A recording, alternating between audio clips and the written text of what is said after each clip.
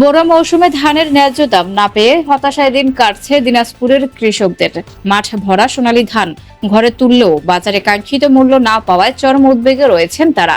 উৎপাদন খরচ বেড়ে যাওয়ায় অনেক কৃষকই ধান বিক্রি করে সেই খরচ তুলতেই হিমশিম খাচ্ছেন। কৃষকদের অভিযোগ, সার, বীজ, সেচ, কীটনাশক ও শ্রমিকদের মজুরি সবকিছুরই দামই বেড়ে গেছে, কিন্তু সেই তুলনায় ধানের বাজার মূল্য না বাড়ায় তারা আর্থিকভাবে ক্ষতির মুখে পড়ছেন। অনেকেই বাধ্য হয়ে কম দামে ধান বিক্রি করছেন। কিছু কৃষক জানান, দেনা পরিশোধ ও সংসারের খরচ মেটাতে তারা ধান ধরে রাখার সুযোগ পাচ্ছেন না, ফলে মৌসুমের শুরুতেই কম দামে ধান বিক্রি করতে হচ্ছে। এ অবস্থায় সরকারিভাবে ধান ক্রয়ের পরিমাণ বাড়ানো, সরাসরি কৃষকদের কাছ থেকে ধান কেনা এবং বাজারে মধ্যস্থভোগীদের দৌরত্ব কমানোর দাবি জানিয়েছেন তারা। কৃষি বিভাগের কর্মকর্তা বলছেন, বাজার পরিস্থিতি স্বাভাবিক রাখতে এবং কৃষকদের ন্যায্য মূল্য নিশ্চিত করতে সংশ্লিষ্ট সব পক্ষকে সমন্বিতভাবে কাজ করতে হবে। কৃষকদের মতে, ন্যায্য দাম নিশ্চিত করা না গেলে ভবিষ্যতে ধান চাষে আগ্রহ কমে যেতে পারে, যা দেশের খাদ্য নিরাপত্তার জন্য হুমকি হয়ে দাঁড়াতে পারে।